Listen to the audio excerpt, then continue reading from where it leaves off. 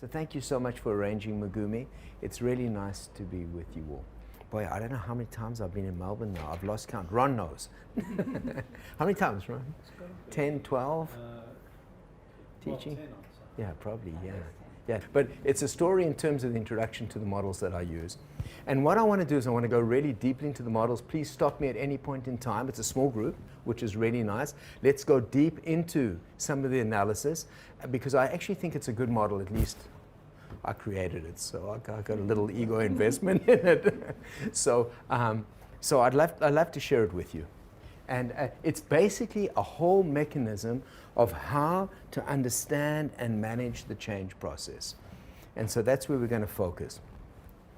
And the story is about 3 goats. Those 3 goats live on one side of a river. And there's a little goat, a medium-sized goat, and a big goat. And if you can notice, on that side of the river, it's rocky, and it's, but goats like rocks. You know, it could be a little jagged, hilly, and stuff like that. Goats like those kind of areas. So the goats are happy on that side of the river. There's only one challenge with this side of the river. And that is that there's no food.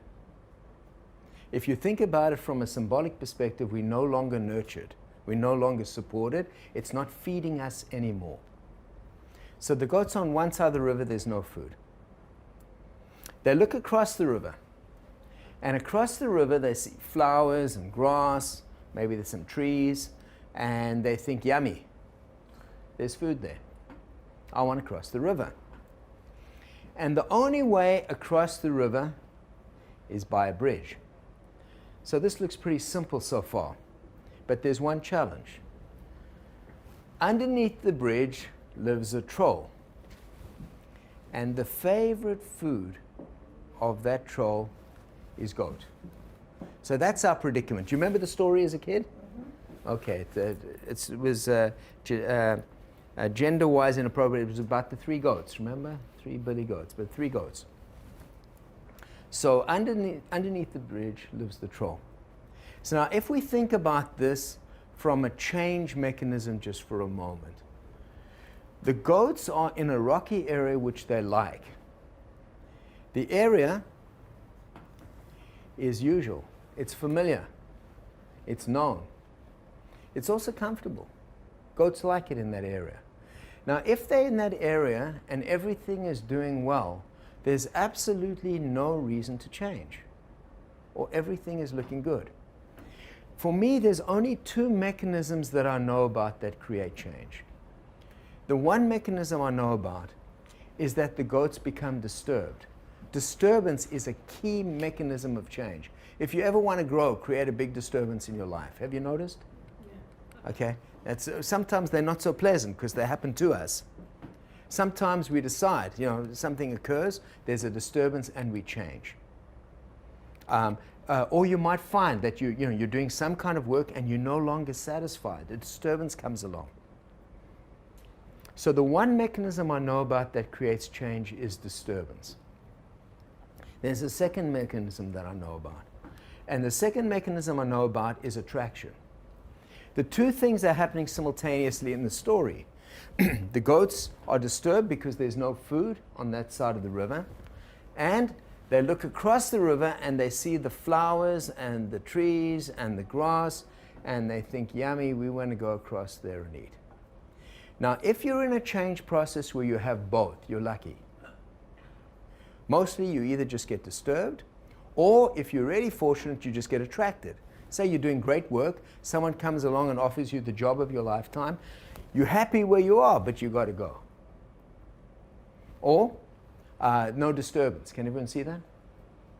It's still disturbing because the change process itself is an upheaval of that which is familiar, but it's not so bad.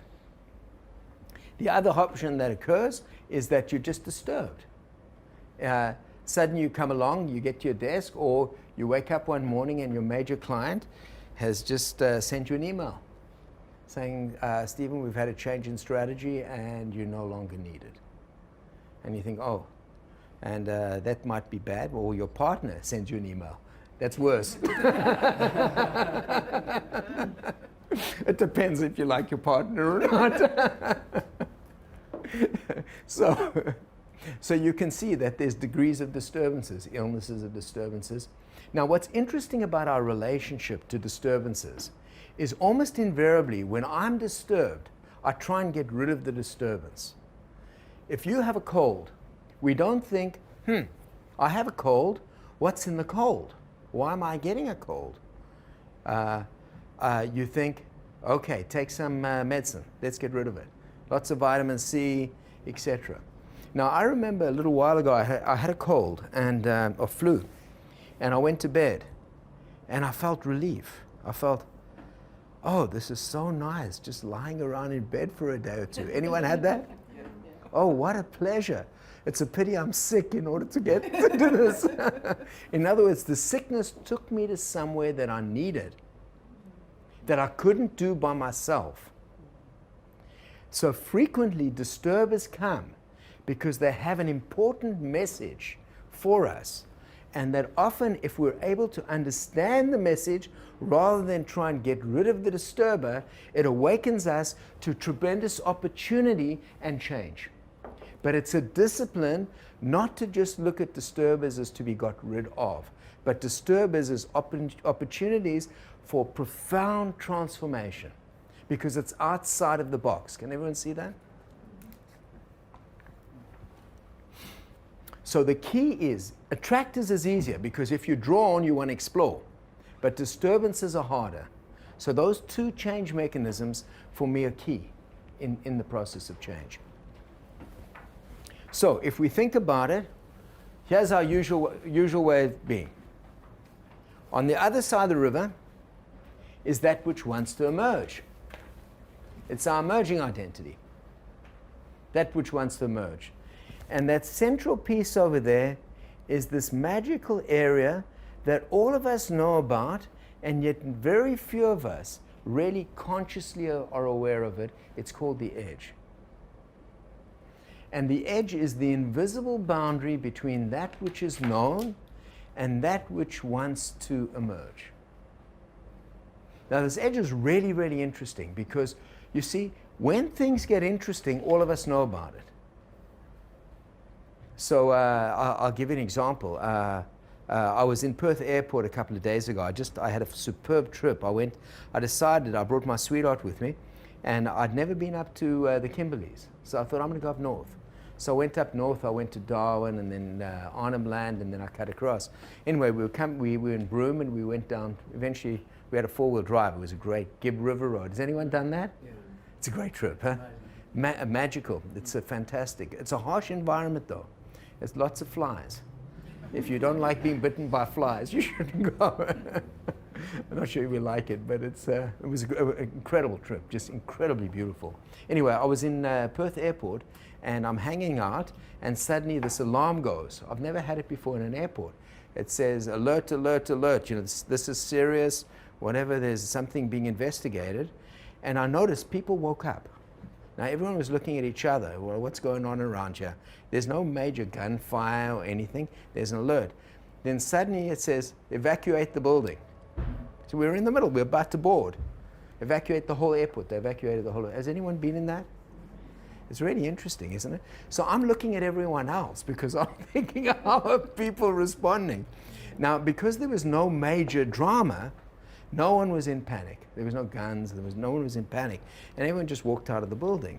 But there was an awakeness. You kind of feel like you're on an edge. You know, there's something new that's occurring. There's an awakeness. There's an alertness. We're actually in something new. Or, for example, and the example I often give is, I don't know who doesn't like to sing. Megumi, can I use you for a second? Okay. If I ask, for example, Megumi, if she would sing for the group now, I know it's artificial. So, Megumi, will you sing for the group? No. Okay. But you notice the energy in the group has gone up. You see, no one knows how hard I'm going to push Megumi to sing, right? But this is getting interesting. So if you were going to sleep before, we stopped going to sleep because we're beginning to hang out at the edge. Because this is not quite known. Megumi, does anyone know you're singing except for the shower? No, not really. Right. So can you see what's happening? We're beginning to play around something which is unusual. So over the edge has a lot more energy. So often when I ask people, I often say, how are you doing? And they say, I'm tired. And I'll say, what are you tired of? Because sometimes it's just fatigue. But sometimes it's a tiredness of a certain way of being. Can everyone see that? And often when we move into new expressions or new forms or something outside of our usual box, it's actually invigorating. So the key that I'm really looking at now is this edge has a huge amount of energy. And the reason it has a huge amount of energy is because of the troll. And that troll is all of the beliefs, all of the values, all of the attitudes, all of the structures and forms that keep us in our usual way of being. So, if, for example, I ask Megumi to sing, and her usual way of being is not to sing publicly, the troll will come up and say, but you can't sing. Can anyone see that? That's a belief. Or you don't know how to do that. Or are you going to be okay doing it? So this whole troll system pops up, and it's designed for two functions, basically. The first thing it's designed to do is maintain. For example, if I said, Megumi, will you take your clothes off? It's not a good idea. You know what I mean? Not good for me, not for good Megumi. I'm not sure if it's good for anyone else either. But for sure, it's not the right thing to do. In other words, the troll socializes us. Can everyone see that? It allows us to have appropriate ways of being. It maintains certain things. It maintains an identity. And to that degree, it's useful. But it does something else, which is really important. It limits us. So, for example, if you're a kid, and remember as a kid, I remember when I was a kid, I don't remember the exact moment, but someone must have said, Stephen, what's wrong with you? You're dumb. And you don't have to say it often. And you take these things in. Or someone says, you don't look good, or where do you get such a weird nose from? Or are you going bald? Or whatever it might be. It's very easy to take things in, and Freud had a name for it. It's called introjection. You integrate into yourself beliefs, values, and attitudes that are external, and you take them on, and then you begin to act according to those limiting beliefs. So suddenly our world gets smaller because of beliefs we have of what we're capable of doing or not, what we're capable of being or not, how we appear, how we present, how we relate, how we engage, and what's possible for us. And the possibilities of our being decrease. And as they decrease, we become smaller and we become more limited. Can everyone see that? And so this troll is very dangerous. The biggest problem with the troll is not only what happens to us in our childhood or in our experiences. The problem is these things become invisible and we don't even know they exist anymore. So let me give you the impact of it. Let's take, for example, gender.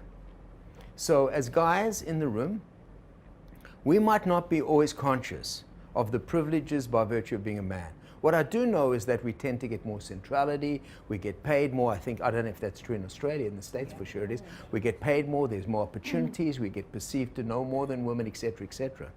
Now, if you're a woman and you're in a world that from your first day, a message comes, you're less than, subtle ways, you're less than, you're less than. Can you see the potential for introjection? So you introject that value, I'm less than. That belief, I'm less than. And then what happens is you're constantly having to fight your inner world as well as the outside world before you even start performing. Can everyone see that? And if you're not conscious of it, you shrink and become less than without even realizing that you're not living up to all of who you can possibly be. And often it comes to a point where we don't even know it exists anymore. And that's the devastation, is we're smaller than we can be, and we don't even know that that occurs. So all of the isms, whether it's racism, sexism, homophobia, classism, nationalism, whatever this junk is, all what Trump stands for, okay, all of that junk is devastating once we internalize it. Because it's all about the repression of and the self-limiting of situations. Never mind the psychological impacts that each of us endured. So there's a whole lot of stuff. I remember working in South Africa with black folks, and the work that has to occur internally just to be at a level playing field is just huge in itself, and I'm sure many people know this. And by the way, it's not just the isms, it's not just the gender, it could be a personal experience in childhood too. So there's a lot of mechanisms which decrease power and rank and make our world much smaller. And all of these become invisible. And that's the devastation of these. How am I doing? Let me think. Where are we? Okay. Let me see where I'm going now. Let me just see. I want to just give me a second. I want to see what happens next. Okay, not there. Okay. Okay. So we know that the trolls now have two functions. They maintain, which can be useful. Don't take your clothes off in public unless you want to take your clothes off in public. And can you see that it's limiting? It maintains an identity, it maintains a perception, etc., and a presentation. But it's limiting because many of these beliefs and values keep us smaller than who we are. So the question now is, how do we manage this whole mechanism? The little goat decides, I'm hungry enough, it's time to cross the bridge. So eventually, change occurs when you're disturbed enough. You know, if you want to change a job and you think, okay, it's time to retire, and then you think, you can't retire, you don't have enough money, or time to change jobs. What am I going to do about a job? So can you see that immediately, as soon as we have a thought outside of the box, the troll jumps up. You know, what are you going to do about money? Now that's probably a healthy troll. It says, what are you going to do about money? So the first job we can do is we can negotiate with the troll. We can say, well, what are you worried about? It says, well, you don't have enough money. How are you going to live? I might say, well, why don't I stay in the job a little longer, save a little, so that I have a buffer, for example. So can you see you're negotiating with the troll? So little goat says, I'm hungry enough, I'm disturbed enough, I need to go. So the goat starts heading for the bridge. Little goat starts heading for the bridge, and then the goat sees the troll and says, actually, I've changed my mind, I'm not that hungry anymore. Now, have you ever noticed that you're about to do something and you change your mind? Anyone been there? Oh, no, I don't really need to do that. And you cycle, and you cycle. This cycling, if you see with your clients or you notice in yourself, the cycling process, you're at an edge. You're approaching the edge, you're at this edge, and you can't quite go over, and you go round. Now, so the little goat comes back, but he's disturbed, or she's disturbed. You got to get over the bridge. I'm hungry, I need food. If the disturbance is strong enough, the goat decides to cross. So often disturbances create change in ways that nothing else can, because at some point in time, there's a preparedness to actually address something which is way over the edge for us. So the little goat goes to the bridge, sees the troll. The troll says, yummy, my breakfast. Little goat says, don't eat me. This is a negotiation, by the way. Not a very nice negotiation, but it is. Don't eat me. There's yummier, juicier goats just behind me.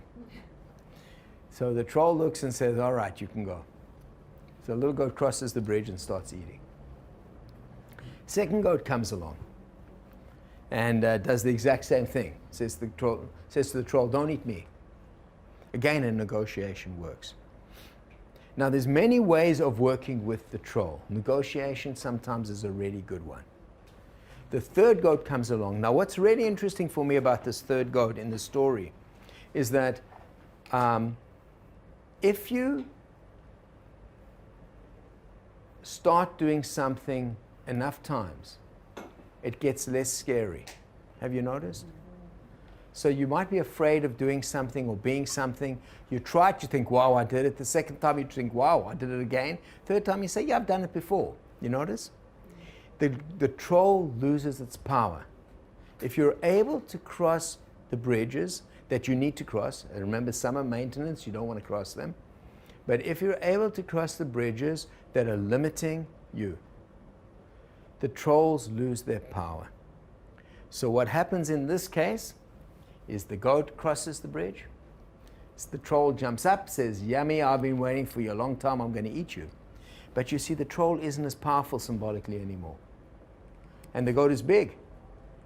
The goat says, no, you won't, and butts the troll. The troll falls into the water and drowns. And the goat crosses the water and lives happily ever after on the other side.